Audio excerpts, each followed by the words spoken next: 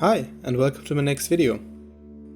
Especially since the beginning of the global pandemic, it is clear that offline retailers have a hard time to compete against their online competitors. But this trend is not caused by COVID-19. It just accelerated the process. When you think about the beneficiaries of this trend, the first one you will think about is probably Amazon, or maybe Alibaba if you live in Asia. But there's another large player in the business which is relatively unknown. Today, we will talk about Shopify and how it fits in the global e-commerce landscape. Imagine you want to start your own online business by selling, let's say, pepper mills, and you want to call your business Crazy Pepper Mills. That's a good one. You already have a logo, a supplier, and 5,000 pieces of pre-ordered pepper mills in your basement, and now you wonder how to sell them. There are some obvious possibilities. eBay would be easy to set up, but it's hard to get recognized on eBay and to build up a community of customers. You could sell your products on Amazon, but the competition there is very hard and your prices are way too high to compete against it. Most people on Amazon just look for what they need and will take the cheapest item 9 out of 10 times. You could use something like Etsy, but even there are a lot of competitors who also sell pepper mills, and to simplify it, it is just difficult to be different if you use a standard retail platform. So the perfect solution would be an own online store. Exclusive domain, exclusive design, no other competitors. You can control what is going on your website. But there are some major questions. Do you have the skill to code a shopping website on your own? How should it work? What legal conditions do you have to implement? And can you secure your service against hackers who want to buy 5,000 pepper mills for 99 cents? This is where Shopify comes into place, and this is also the reason why most people never heard of it. They provide a complete online store software solution, but is always branded as an exclusive website.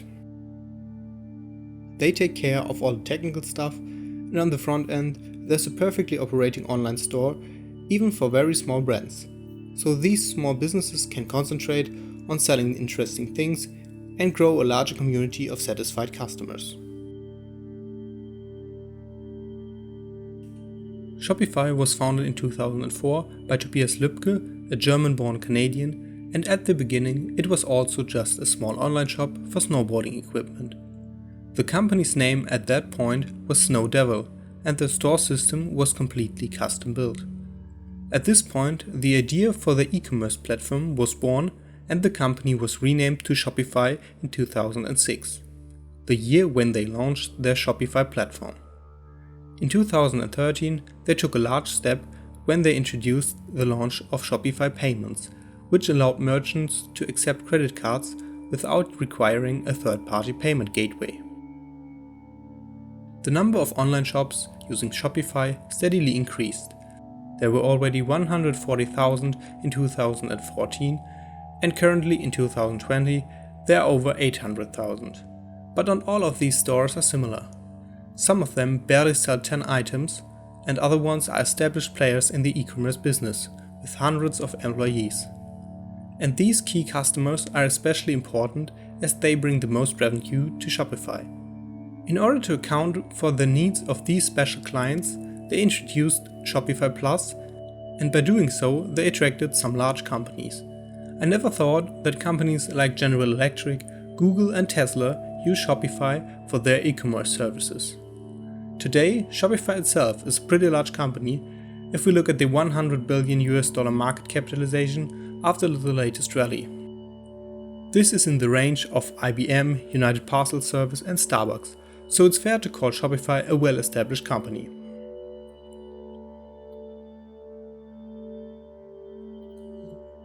Shopify has a very refined pricing system, which is attractive for small and large retailers. If we don't include the Shopify Plus service, which conditions are negotiable, there are 3 pricing models.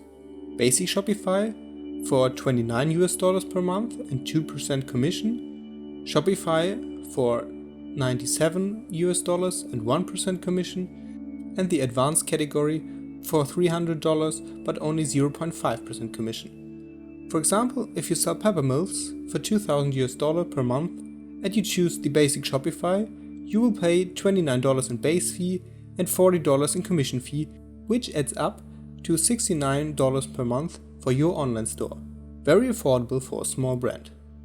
It's the commission fee where Shopify makes the most revenue, and by doing so, they benefit from the success of their customers.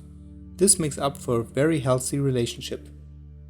Their pricing system brought them a total of around $1.5 billion in 2019, and they are still growing quite rapidly. Did you know about Shopify before? Or are you maybe a merchant who does use Shopify? I would be very interested if you could tell me your experience in the comments below. Thanks for watching, and if you want to see more videos like this, subscribe to the Machinations channel.